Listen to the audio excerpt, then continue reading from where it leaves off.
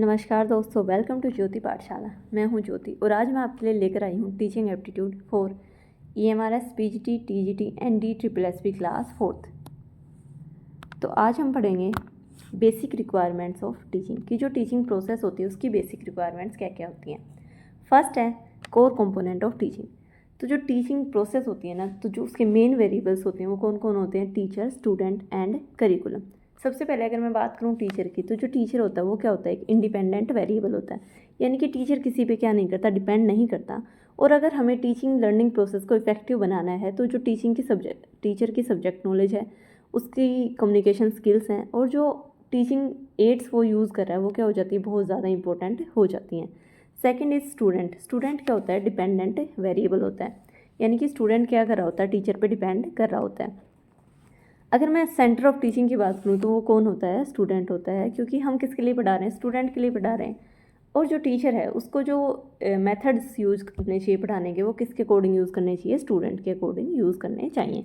Third is curriculum. अगर मैं curriculum की बात करूँ तो जो करिकुलम होता है वो एक इंटरवीनिंग वेरिएबल होता है, यानी कि वो ब्रिज होता है बिटवीन टीचर एंड स्टूडेंट, जो स्टूडेंट और टीचर को क्या करके रखता है? जोड़ कर रखता है। अब जो करिकुलम होता है उसमें जनरली क्या क्या इंक्लूड हो जाते हैं? जो सब्जेक्ट मैटर है, एक्स्ट्रा जो को करिकुलर एक्टिविटीज़ हैं या लेसन प्लान्स हैं, वो किस में आ जाते हैं? करिकुलम में।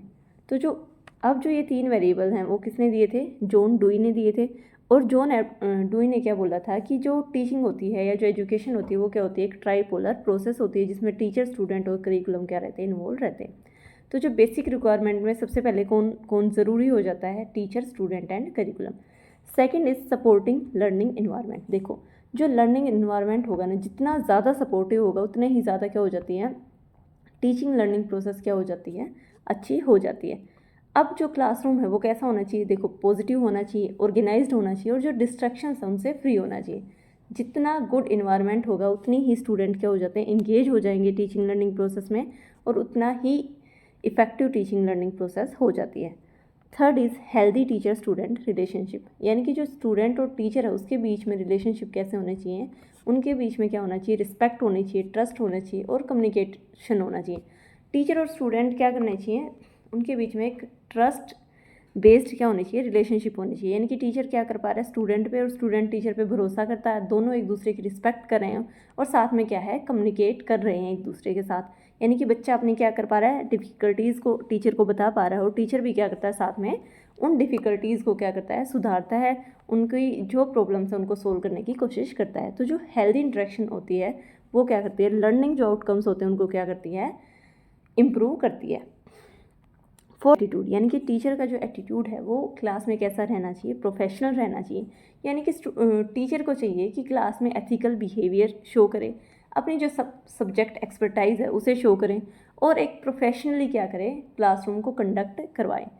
देखो, जितना जो प्रोफेशनलिज्म होता है वो क्या करता है? क्वालिटी लर्निंग को इंश्योर करता है, यानी कि जितना अच्छा प्रोफेशनलिज्म टीचर शो करेगा, जितना अच्छा पॉजिटिव एटीट्यूड शो करेगा, उतनी ही लर्निंग की क्वालिटी क्या हो जाती है? इंप्रूव हो जाती है। Next is student discipline. अब जो स्टूडेंट है उसे कैसा रहना चाहिए? उसे डिसिप्लिन में रहना चाहिए। देखो, स्टूडेंट जितने भी डिसिप्लिन में रहेगा उतना ही जो क्लास का ऑर्डर है वो क्या रहेगा? मेंटेन रहेगा, फोकस है इंक्रीज होएगा और जो एक प्रोडक्टिव एटमॉस्फेयर है ना वो क्या हो जाता है? क्रिएट हो जाता है। तो स्टूडेंट को क्या रहना चाहिए? डिसिप्लिन में रहना चाहिए, ताकि जो क्लास है वो मेंटेन रहे, सारे बच्चों का क्या रहे? फोकस बढ़ता रहे और एक प्रोडक्टिव एटमॉस्फेयर क्या हो जाए? क्रिएट हो जाए। अब देखो, स्मूथ जो क्लासरूम की फंक्शनिंग है वो बहुत ज़रूरी हो जाती है इफेक्टिव टीचिंग लर्निंग प्रोसेस के लिए। जितनी ज़्यादा स्मूथ कंडक्टिंग होगी, फंक्शनिंग होगी क्लास की, उतना ही ज़्यादा इन्वायरमेंट क्या हो जाता है? अच्छा हो जाएगा, उतना ही इफेक्टिव रहता है टीचिंग प्रोसेस के लिए। Sixth is dedication to teaching and learning. अब जो टीचर है ना और स्टूडेंट है, दोनों को क्या रहना चाहिए? डेडिकेटेड रहना चाहिए, यानी कि टीचर के अंदर क्या होना चाहिए? मोटिवेशन होना चाहिए, डेडिकेशन होना चाहिए और टीचर को चाहिए कि वो एक्टिव फैसिलिटेटर की तरह क्या करे? एक्ट करे, यानी कि बच्चों के लिए गाइड की तरह क्या करे? एक्ट करे। ठीक है, तो क्या रहेगा? टीचर को मोटिवेटेड रहना चाहिए, डेडिकेटेड रहना चाहिए और एक्टिव फैसिलिटेटर रहना चाहिए।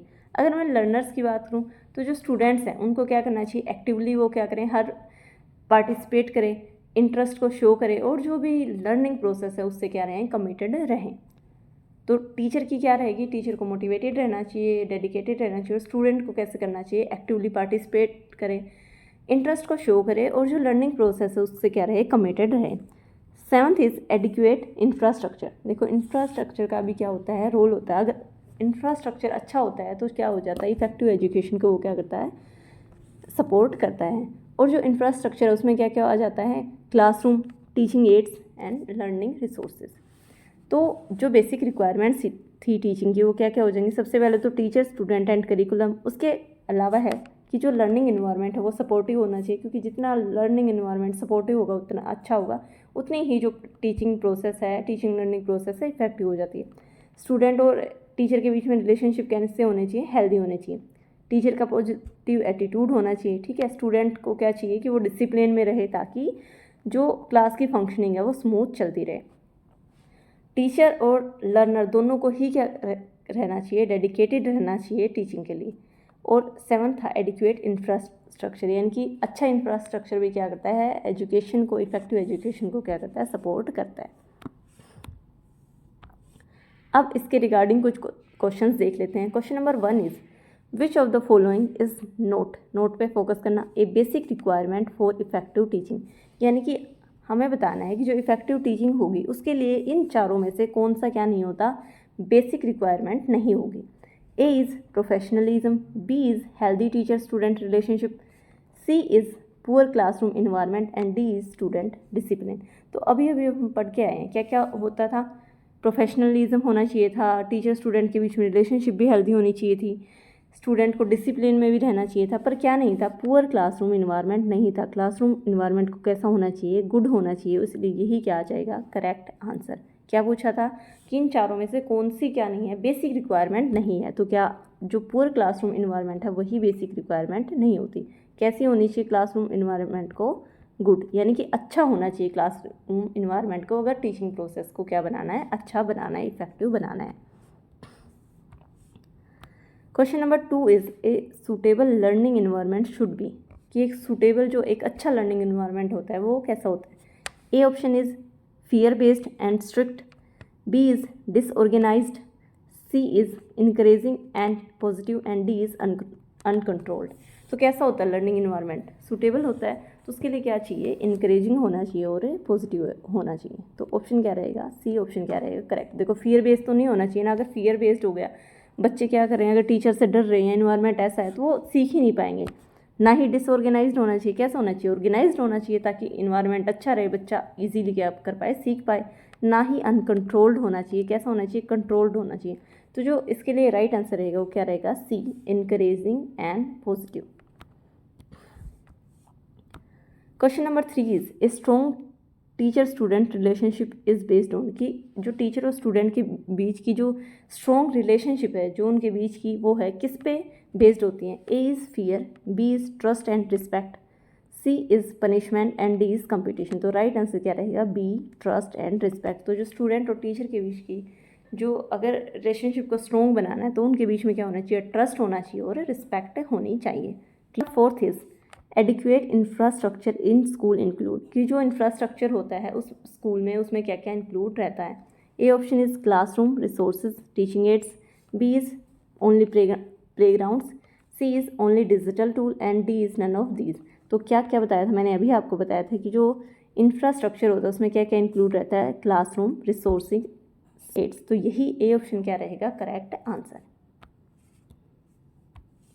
अब हम नेक्स्ट टॉपिक डिस्कस कर लेते हैं, क्या है लर्नर। देखो एक लर्नर क्या होता है, जो एक पर्सन है ना, जो कुछ भी सीखने की क्या कर रहा है, कोशिश कर रहा है, चाहे वो बुक से सीख रहा है या रियल लाइफ एक्सपीरियंसेस से सीख रहा है या कुछ स्किल्स दूसरों को देख के सीख रहा है, चाहे वो कैसे भी सीख रहा है, अगर कोई सीखने के लिए, समझने के लिए चीज़ों को अगर एफर्ट लगा रहा है तो उसे हम क्या बोलते हैं, लर्नर। ठीक है, तो लर्नर क्या होता है, कोई भी पर्सन जो कुछ सीखने की कोशिश कर रहा है, चाहे बुक से हो गया या रियल लाइफ एक्सपीरियंसेस से हो गया, या कोई भी पर्सन जो कि एफर्ट लगा रहा है समझने के लिए चीज़ों को, तो उसे क्या कहते हैं, लर्नर कहते हैं। लर्नर्स करेक्टरिस्टिक्स में कैन बी, अब जो लर्नर है उसकी करेक्टरिस्टिक्स कौन कौन सी हो सकती है या क्या क्या हो सकती है। तो जो उसकी करेक्टरिस्टिक्स हैं, पर्सनल भी हो सकती हैं, एकेडमिक हो सकती हैं, सोशल एंड इमोशनल हो सकती हैं, एंड कोग्निटिव हो सकती हैं।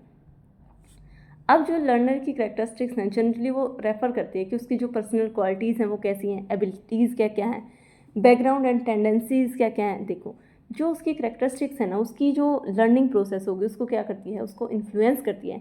तो अगर टीचर को पता है ना, कि बच्चे की करैक्टरिस्टिक्स क्या क्या हैं, कि उसकी पर्सनल करैक्टरिस्टिक्स कैसी हैं, एकेडमिक कैसी हैं, तो क्या कर पाएगा, वो अच्छे से प्लान कर पाएगा ताकि बच्चे को कि किस तरीके से समझाए, और इस तरीके से क्या हो जाता है कि जो लर्निंग इन्वायरमेंट है वो इफ़ेक्टिव हो जाता है।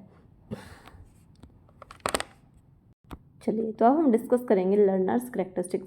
सबसे पहले हैं पर्सनल करैक्टरिस्टिक्स। अगर मैं पर्सनल करैक्टरिस्टिक्स की बात करूं तो ये जो जनरली जो उसकी डेमोग्राफिक और इंडिविजुअल बैकग्राउंड है ना, उसको क्या करती हैं, डिस्क्राइब करती हैं। ठीक है, तो जो पर्सनल करैक्टरिस्टिक्स है उसमें क्या किया जाता है, जो बच्चे का इंडिविजुअल बैकग्राउंड है और जो उसकी डेमोग्राफिक वो है उसको क्या करेंगे, डिस्क्राइब करती हैं। जो पर्सनल करैक्टरिस्टिक्स हैं उनमें मेनली क्या किया जाता है, बच्चे की एज क्या है, ठीक है, जेंडर क्या है, उसका जो सोशो इकोनॉमिक स्टेटस है वो क्या है, उसका कल्चरल बैकग्राउंड क्या है, उसका फैमिली इन्वायरमेंट कैसा है, बच्चे का मोटिवेशन लेवल कैसा है, यानी कि ज़्यादा मोटिवेटेड है या लर्निंग के प्रति क्या नहीं है, मोटिवेटेड है ही नहीं।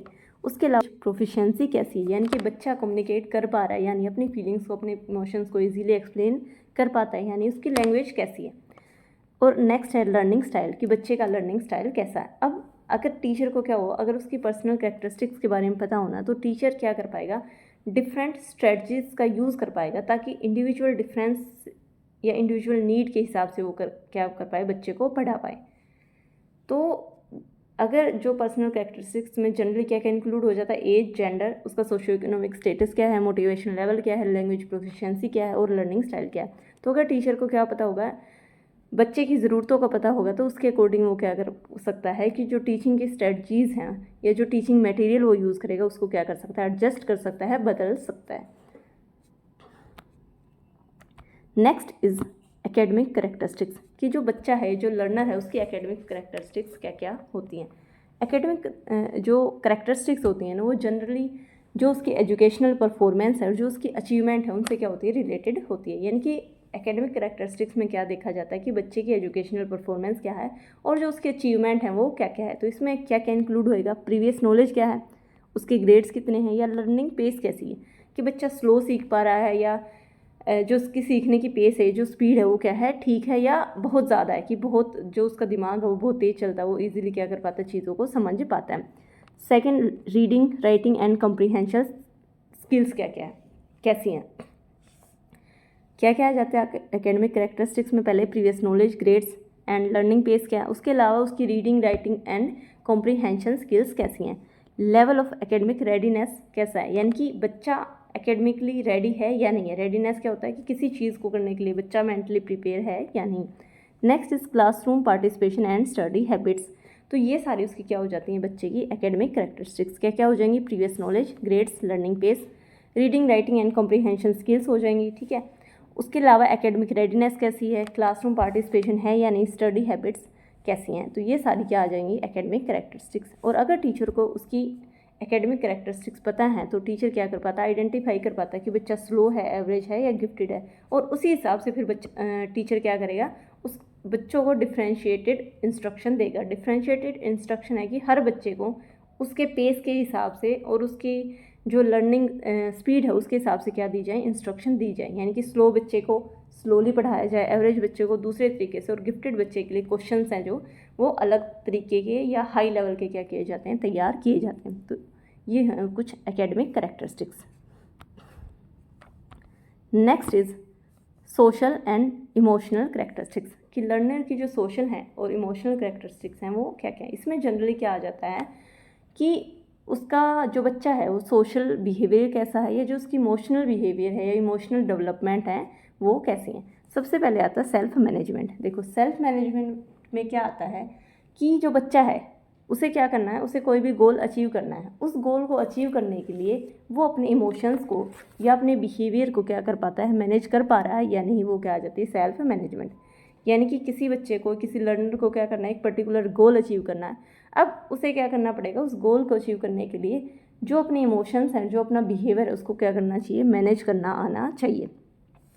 Second is self awareness. Self awareness क्या होती है कि जो लर्नर है उसे खुद की इमोशंस के बारे में या वैल्यूज़ हो गई, चैलेंज हो गए, इनको वो रिकॉग्नाइज कर पाता है या नहीं। यानी कि उसे पता है या नहीं कि उसकी खुद की वैल्यूज़ क्या हैं, उसके इमोशंस क्या हैं, उसकी स्ट्रेंथ क्या है या उसके चैलेंजेस क्या क्या हैं, वो क्या आ जाती है, self awareness. Next is social awareness.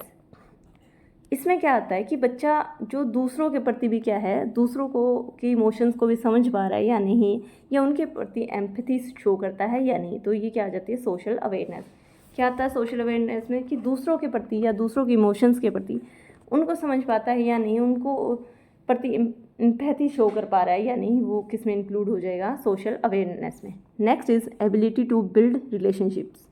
यानी कि देखो, बच्चा क्लास में है, ठीक है, तो जो अपने क्लासमेट्स हैं या जो उसके फ्रेंड्स होंगे या साथ में जो रिलेटिव्स हैं या जहाँ घर के आसपास उसके जो दोस्त होंगे, उनके साथ वो कैसे रिलेशनशिप बिल्ड कर पा रहा है, यानी कि उसमें एबिलिटी है या नहीं पॉजिटिव रिलेशनशिप को बिल्ड करने की, यानी कि पॉजिटिव रिश्ते वो बना पाता है या नहीं, ये किस में आ जाती हैं, ability to build relationship. Next is decision making skills, कि बच्चे के अंदर क्या है, डिसीजन मेकिंग स्किल्स हैं, यानी वो एथिकल और कंडक्टिव चॉइस कर पाता है, यानी कि वो अच्छे से डिसीजन ले पाता है या नहीं, ये किस में आ जाता है, डिसीजन मेकिंग स्किल्स में। तो सोशल एंड इमोशनल कैरेक्टरिस्टिक्स क्या क्या हो जाएंगी, self management, self awareness, social awareness, ability to build relationships, decision making skills.